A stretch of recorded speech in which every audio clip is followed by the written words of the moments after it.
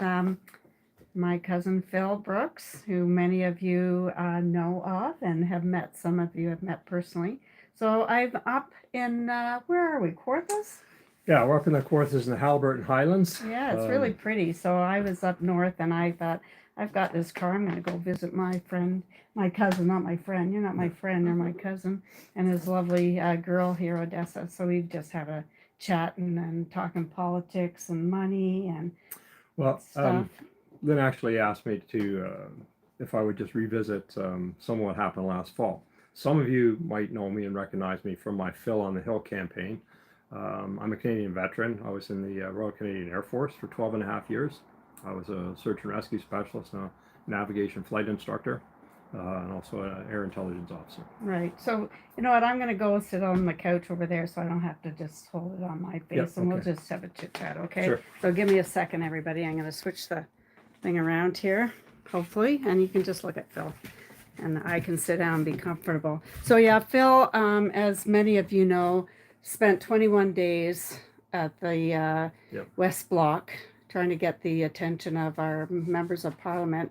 21 days, and 3 of those days were in On a hunger a strike. hunger strike. And you did manage to get Yeah. So meeting with the what minister. led up to that was, just to back up briefly for those of you who weren't following. I was a Canadian Air Force air navigator. I was a career soldier and an officer, ROTP. I joined in 1986 and I was medically released in 1998. I was medically released with serious injuries that had not been properly diagnosed, including a broken spine, fractured vertebrae. I'd had several concussions and tropical disease and a poisonous insect bite and sepsis, all things that were treated rather summarily during the time in the military, which would not be unusual. Many of my veteran colleagues can certainly speak to that. That's the nature of the job. You're trained to move forward and to overcome obstacles, etc., etc. And when you're young, you're pretty bulletproof, or at least you think you are. In any case, I was medically released in 1998 after I'd volunteered for a particularly dangerous mission in Africa. I didn't end up getting deployed to it. Some people did before it was canceled. But in the pre-deployment, I was given a massive series of vaccinations for Congo, which I was warned would make me ill, and they did. But I was also given an anti-malarial drug in 1996 called mefloquine. It had been experimentally tried on the Canadian Armed Forces in cooperation with the United States government as part of a FDA drug trial on this anti-malarial compound. This is a huge military problem around the world combating malaria. Ever since Vietnam, large numbers of soldiers succumbed to malaria in the tropics, and it's a serious military operational issue. That part nobody disputes. This vaccine, however, comes from a very serious a family of well-known, very serious neurotoxins, quinolines. And in this case, it happens to do a very serious amount of damage. So the drug is called mefloquine, also called tefenaquine in Australia. It was issued, and Lariam. It is still given today as a last drug of last resort, and it does have certain effective uses. Like if you have malaria and you're dying from malaria, it could be effective in combating that. And in such situations where you're already dying, then the risk of neurological injury probably makes sense, right? Because you've got it. But in this case, they were giving it called prophylactically to prevent malaria. They gave a strong loading dose of this drug with known neurotoxic consequences. I experienced all of those. I had a classic case of this neurotoxic reaction to mefloquine, which includes things like vivid nightmares. They're so vivid, they're an alternate reality. They're completely different than anything you would have ever experienced, and they're entirely remarkable. So anybody that has this reaction, who's experienced these, it's simply like an otherworldly experience, and not a good one. Now, you told me about this before when you first start talking about it, and if correct me, of course, if I'm wrong, but now you experienced those not in wartime or not on the ground. You experienced those at home, basically, Yeah, right? no, see, when I Now was the given other the drug, guys I that was still in Canada right. pre-deployment. In fact, I was in law school in Winnipeg, in a major city, and living in a nice house with my family. So, particularly for those reasons, like I wasn't in the field in a hostile territory with people trying to get my camp But and there were my men people. and or women, men and Yeah, women that did experience it that way, and 100%. not just a nightmare situation, but in The nightmares is one symptom. That right. is just a sign telling you that this chemical is eating your brain, which is what happens. It is lipophilic, means that it is attracted to certain fat cells, and it occupies key areas of methylquin settles in specific areas of the brain, and it basically lyses or eats away at some of the structure and starts creating neuronal death, like cell death in the neurons, the stuff that you think with. And the part of the brain it attacks in the brain stem, medulla, and limbic system are core primary reptile level body functions. Um, and so you get gut illness and dysautonomia, vestibular balance disorders, all on top of these. A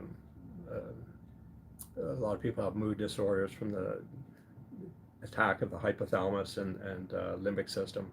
In any case, it's fairly complicated, but it is well known. The science is not disputed. It has been well known for a long time exactly what kind of damage these drugs do, and this drug in particular is well documented. The government of Canada has denied that it causes problems altogether, even though going back to the origin of this drug in Canada in the early 90s, the chief scientist at Health Canada quit over methylquin back then because over government interference in what I believe it was a woman felt that the government was interfering in the scientific analysis of this drug, which was trialed on the Canadian Airborne Regiment in the field in Somalia in 1993 with disastrous consequences. They're not just nightmares. You end up in a psychotic state in many cases. You don't know So in their real from waking not. Yeah. state, they would experience this Oh yeah, on yeah, yeah. hostile ground. Well, So they'd be guys were regularly reporting giant spiders, like hallucinations, and the drug where it attacks in the brain pretty uniformly creates a feeling of dread or threat, an immediate threat, right? Just where it attacks in the brain. So anybody that's had this, that's had these nightmares or these heebie-jeebies that come with it, like there's an impending sense of doom, which is really a nice kick-ass side effect for a drug to have.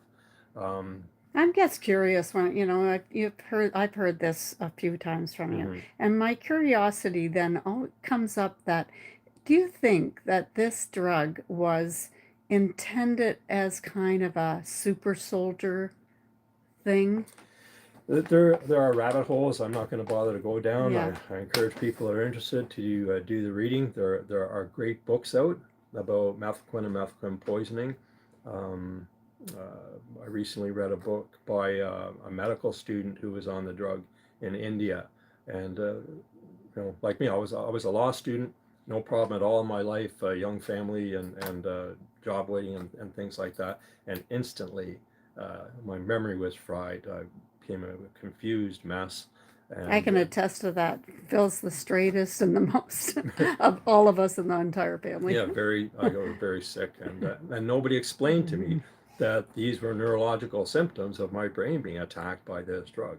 And so many 17,000 members of the Canadian Armed Forces have been given this drug. And the data collected by the law firm that's looking at it now is indicating, I believe, somewhere between 25 and 40% adverse reaction rate. Now, I'm a lawyer myself. I used to work in the drug development industry in that area of technology. Um, this was a drug that was rushed through for military purposes. The first phase 3 FDA trials, that's on human trials for safety and efficacy, um, they were done in Joliet prison.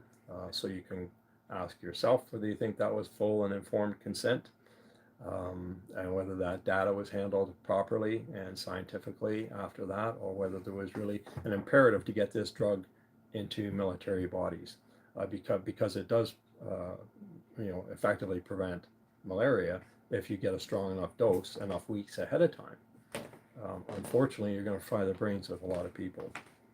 But they must have seen it was frying the brains of people. Well, there, like I And they said, continued giving there's it. a rabbit hole that people can go down, and the drug was administered in Guantanamo Bay regularly to the captives that were brought in. Um, I suspect that wasn't for malaria prevention. So you can, and especially as I said, with these known um, sequelae or side effects, uh, horrible, absolutely horrible. And so for me, that was 26 years ago.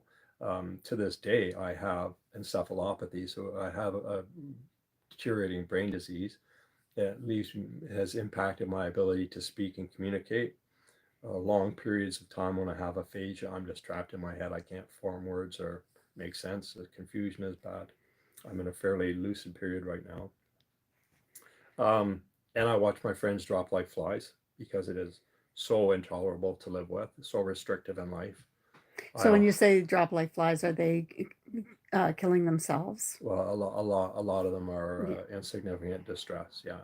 And this drug has a horrible history of both suicide and homicide, related to some of the vivid, threatening ideation that goes with the part of the brain that gets attacked, which is not being explained to these men and women.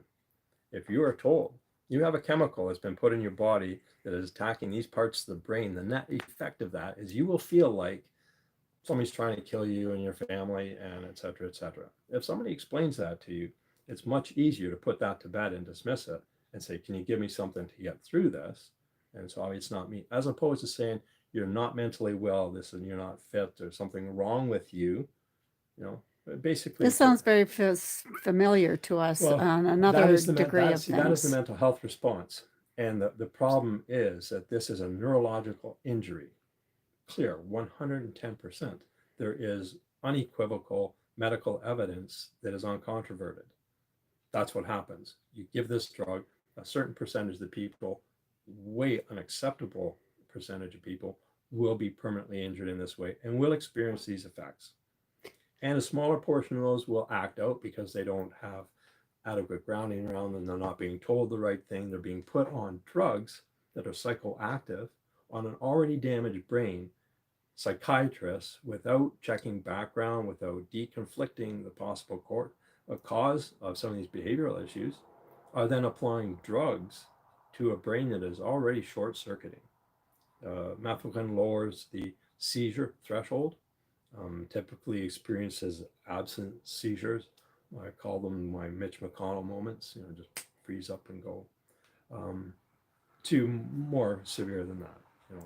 Are there any doctors out there that are investigating medical protocols Well, to there is for wash this out or for people who are following methylquin, and that should include anybody that's been involved in international aid, some of these volunteer services. Uh, Young people have been put on methylquin because the truth about it was suppressed because governments were doing it to their own soldiers and people, right? So it has not been a rush to um, mea culpa or like they're still fighting every step of the way. The government of Canada is currently fighting over 2,338 soldiers and families that have filed suit against the government of Canada for knowingly poisoning us. this is a mass tort that you're Yeah, it's a mass okay. tort, which Hmm. is a collection of individual lawsuits. So this is 2,300 individual Canadian families that say you were negligent. You didn't protect us. You didn't follow any of the rules of what you were doing. You hid the truth, And what and are they doing to well, they're denying it every step of the way. every They're fighting it procedurally. They're using our tax dollars against us to knock it out of this court, knock it out of that. Try every argument in the book. where is it at now? It is in the Superior Court of Ontario. It was out of the federal court. There was a big battle about that. And they are beginning, the court, it has been in the court. It was filed 5 years ago. And the original suit that it was based on was filed, I think, in the year 2000. It languished for a while for a number of reasons, and then it was revived. And then it attracted, quite a bit more attention. So that case is now proceeding in the courts, again, with the government kicking and dragging its heels to the point that the court itself, the judge issued an order last year forcing the parties to commence the litigation. It was the court that said this has been 5 years with no progress. Come back to us with a date of getting started. So test cases are now beginning. Mine's not among them that I'm aware of, unfortunately, because I think mine was a crystal clear case. I was in law school with an absolutely immaculate track record, high functioning at the time. I was on the faculty committee, soccer coach in the community, happy family, job waiting, all that kind of stuff, a flying instructor. Take the drug and instantly, all these classic symptoms and just devastated, ruined my life. I'm living in a hotel now, right? So, and Veterans Affairs has denied my pension since I was released. They said medically released, but it's a mental illness. It's not our fault. If the mass tort goes through and they actually, hear the case and say, okay, yes, we did you with 2,300 families wrong, would you think that would have a big effect on your case with Veteran Affairs to get your money? Well, they have fought me every step of the way. I said a long time ago, I don't have depression, I don't have anxiety, I don't have PTSD. I know a lot of people do. And they're all very real illnesses, and they're all devastating in their own way. I just don't have it happen to them. And those are the check boxes the government Veteran Affairs wants you to check. It's like toilet paper. Anybody, like honestly, anybody can walk in there, and now some people may argue, and some people may have had not had that experience. Maybe there's some members of the forces who have tried to put in a mental health claim and been denied. I hope that's not the case. If you're in need, you have every right to those resources. And I encourage you not to give up, because they will fight everybody for everything.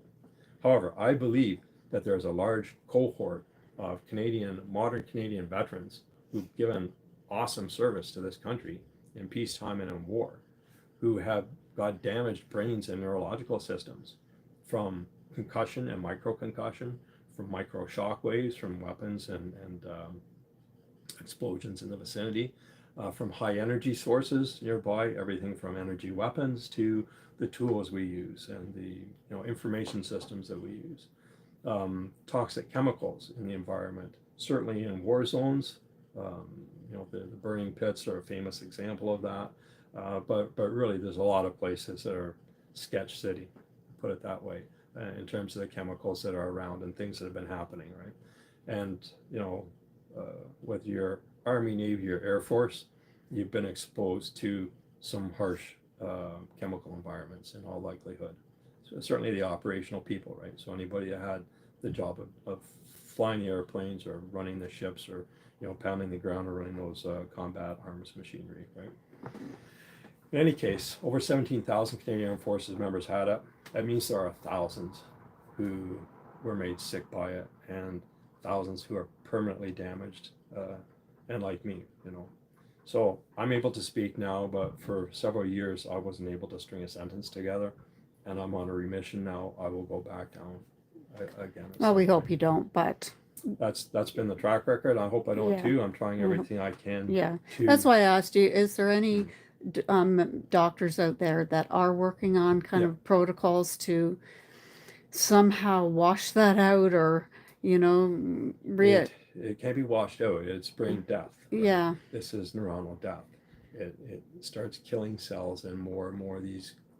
Think of your brain as forests. Right? Sometimes people have seen the colorful pictures that are coming out of brain imaging right now. Those are complex circuits, right?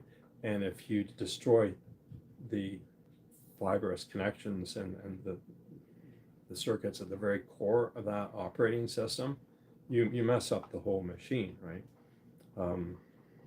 But I experience things like ataxia. I can't control my movement properly, to the point where I will stop being able to walk, and I can't lift my body off the ground, so I'm just immobilized. That unfortunately happens to me too regularly, and so I have to be careful where I am and what my condition is. I can't control my body temperature. Many guys have this. It's a dysregulation. Again, it's all central brain dysautonomia. Balance is horrible. Eye movement is affected. have nystagmus, is a jiggly eye thing, and vertigo, and basically a long list of really nasty stuff that, especially put all together, it's exhausting and debilitating every day. And so for some men and women to be told that you have a mental health issue when they've got all these physical issues at deep systemic levels, if you take an x-ray of me, I'm all in one piece, other than you can still see those broken vertebrae that they kindly missed 30 years ago. But I say this is happening now again with this. I'm on YouTube, so I can hardly say things without getting wiped out. But this is the Agent Orange of today. Mefloquine is the modern Agent Orange. The injection that many people around the world, but Canadians, were given in the last couple of years and continue to be given, and the reaction from the medical community has been, to many people, that it's a mental problem. You're not having a physical problem here. It's a mental, and they've been sent to the psych ward. This is something that a lot of people are up against as well. Regular citizens took this questionable drug that was mandated by this government, and so we're getting, many people are getting that same reaction from our medical community and our government. First of all, it's not a questionable drug, it's compromised. The science is also out there. Well, as I say, I have to be really careful what I say on YouTube, because they'll shut me down. And that, again, that's a whole other conversation about censorship, etc. So if they want to come and get me and talk about fact and drag my ass to court, thank you, Phil. You come and see me and talk about facts. Okay? Yeah. Because facts are allowed in this house and in this country. Yes. As long as I'm breathing and living. Okay. Facts rule. Facts rule. And the truth is the truth. Yeah. So we'll maybe end this pretty soon. But right now, you told me that there is the Mefloquine community. They're having the rally. There's an annual rally. A wonderful lady named Marge Matchie, who's a veteran herself, and she's the spouse of a veteran, one of the original Somalia airborne soldiers who was poisoned with mefloquine, who almost instantly lost his mind and was accused and convicted of a crime that he was completely out of his mind on this drug-induced state when he committed it, and a whole bunch of people were, and a whole bunch of people have been since, and it was all covered up. This word mefloquine does not appear in the inquiries on the same. It is a cover-up in the Canadian government because they're hiding from liability, right? But the fact is that you can only hide so long, right? The truth is the truth. We're not going away, and this lawsuit is coming down the pipe. And so, to the government in place now, see you later. You're on your way out. But to the government coming in, I am hoping and praying that in a lot of areas of Canadian life, the truth comes back into vogue, and that you step up appropriately, so that we can all get through some of these difficult times that we've had, and get back to a more balanced civil engagement as a society. I like what you just said, that truth becomes into vogue. Really, I mean, this is what's happened, that truth is not in vogue. Truth, well, it's not in vogue. There's a campaign against it. Yes. Like what is happening is a uniform pattern of behavior you can see across the Western democracies.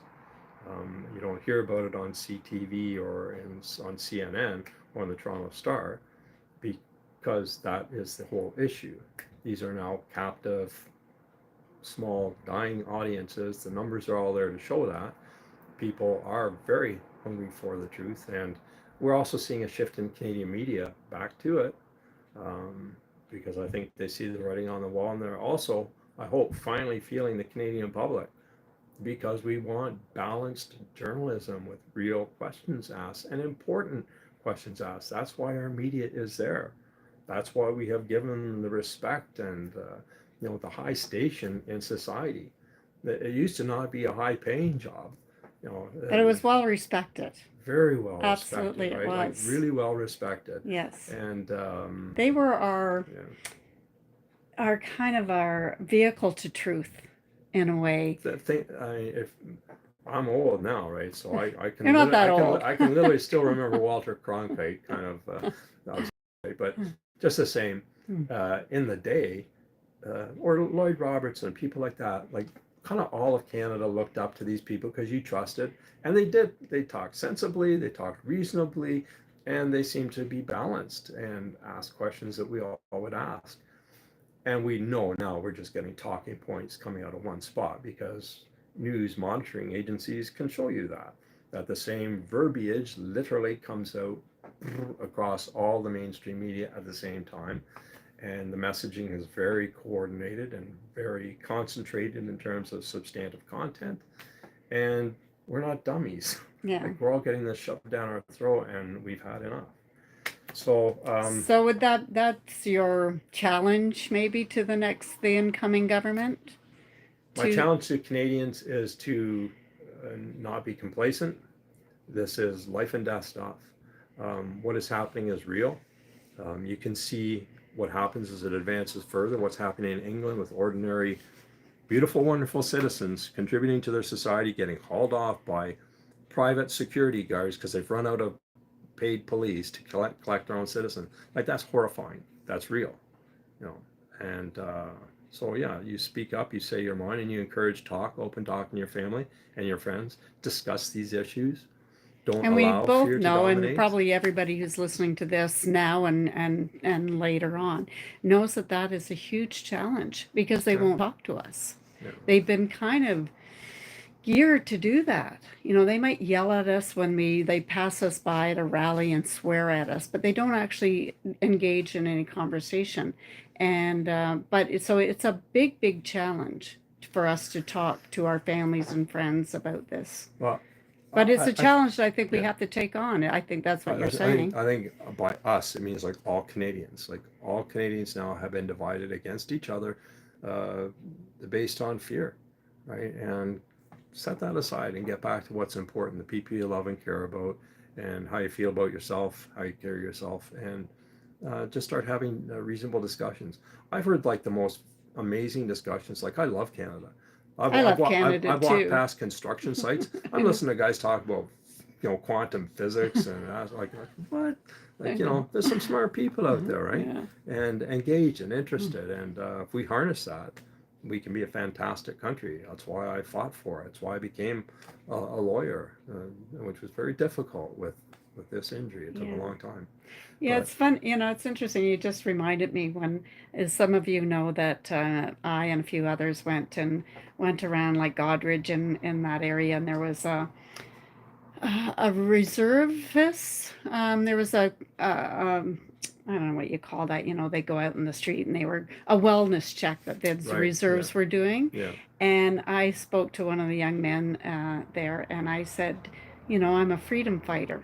And he said to me, he was very kind of baffled, a little confused. He says, no, well, I'm a freedom fighter. And I know that's how you see No, yourself. no And as question. a Yeah. soldier, as a Navy I think all of my brothers captain, and sisters in uniform feel very strongly that way. Like, the reason we sign up for this job isn't because it's a glory job, or we get all the sexy equipment. It's like, no, it's we're fighting our own government, and we're not getting the proper support. And I actually can't recommend the career right now. I don't, because it is toxic. It needs fixing hard and fast. well, that's another huge conversation we Yep. should have at some point Yeah. because the military is being demolished, Has and has we been has demolished. been Yeah. demolished. Yeah. And you know, our free world, our Western world, our free world is being attacked from within. Yep. And we all, as Canadians or whatever country you live in, like, I love that Brazil is standing up against this censorship that their guy there is put against Elon. Oh, And we all, the grassroots in Brazil. Yeah. yeah, like, Yeah. it's amazing. And this is what we do continue need to do. But as Canadians, we have a duty to this country, and we have to stand up. And I think as Canadians, I think every country, we have our sense of ourselves. Yeah. And when I was driving up here, and which, you know, I've I've driven right across Canada, and I haven't been to Newfoundland or PEI, but I've driven across Canada, and there's such a feeling that is purely Canadian. And Well, how do and you you haven't even even? been to Newfoundland or PEI. Yeah, Well, I know, really, eh? Get on that's a it. big piece of the puzzle right I there. know, There's some but good there's people such a nearby. feeling Yeah. of being Canadian that we're so proud of, and I'm sure every country, Americans have their American pride, but Canadians are so quiet about our pride Yeah. of being Canadian, but there's something so lovely about it. Right now, there's not too much to be proud of. We have But we've shot got to right. bring that Well, back. yeah, we do have to bring it back. It has shot right off the rails because it's been mismanaged, like for 9 years straight, hardcore mismanaged. Um, you know, I was hardly able to work after my injuries, but the little bit of work I did was in banking and capital markets. And, to me, things that are important, economics is important because that's how everybody eats, right? That's your Yes. standard of living. Yeah. Don't forget that. So I believe a lot, like as much as I believe in freedom and like military security, the next one is financial security and economic security because society relies on that. And as a military person, I see what happens when that fails, like in failed societies. It is awful. And so first job is to not get to that, right? As a military person, all of my comrades would say, like, you never want to be like that. Is a complete failure of civilization. If we're ever doing our job, it's bad. Period. Right? And nobody. It's just a failure of humanity. Right? We got to get out of that mold. So So as yeah, Canadians, we have to stand up and we have to voice our opinion. And the government of the day, they just have to go. yeah. Well, free speech is the most important element of any democracy, bar none. Period. Yeah, Like I that's the agree starting point. That's why it's completely. the first element of any declaration to that effect. Because without that, you've lost the race. Yeah. Period. Right? Then you're in the And they're hands taking our of free tyrants. speech away bit by chunk, Well, a and we full have to frontal stand. assault. Yeah, Like these pieces of legislation yeah, are draconian. yeah, absolutely. And they are Orwellian. Yeah, And the fact that they're even out there is an abuse of the political yeah, process. 100%. Thank you very much, Jagmeet. yeah, Yeah, yeah. Thanks you know, very much, like Jagmeet. you have Idiot. deprived Canadians of control of our own parliament. Yeah, And it's badly wanted back. yeah. So So we're no, going to do everything we can to get that back, and yeah, I certainly encourage everyone to speak up when they can. yeah, And that's the best thing at this point we can do. I do believe that we need to support those that do that. yeah, And if a member of parliament is speaking up and saying what we want them to say, then support them. yeah. And keep your voice active. So Yeah. anything else before we close? Do you have a challenge to any veterans out there, or Well, just a note of compassion, or? a close friend has just lost his wife, and he's an integral part of the larger Mafequin community. And so, without saying too much about it, I think that everybody in our community is rallying around the family, and so the reason I raised that is to put the emphasis on family and on those personal connections. Like that's what being a country and a community is all about, and to not lose sight of that. I think that's true, totally. That's our basic. Yeah. That's our basic institution, really, is family. Yep. If we call it an institution, but that's where it has to start. Yeah. So let's say goodbye to everybody. I'm going to come back right. around and I'll turn Well, thanks this. for stopping in. I'll let you know what happens. Yeah. Okay. There's me and Phil. Want to get in the picture, Odessa? She says no. All right. For the people back to the Phil on the Hill, I'm actually meeting with the ombuds person who's in Shika Jardine in a couple of weeks. And Odessa's going to be right on her butt. Yeah, Odessa's helping, yeah. for sure. All right. All right. Thanks very much, everybody. Bye, everybody. Have See a ya. happy fall. Always choose freedom.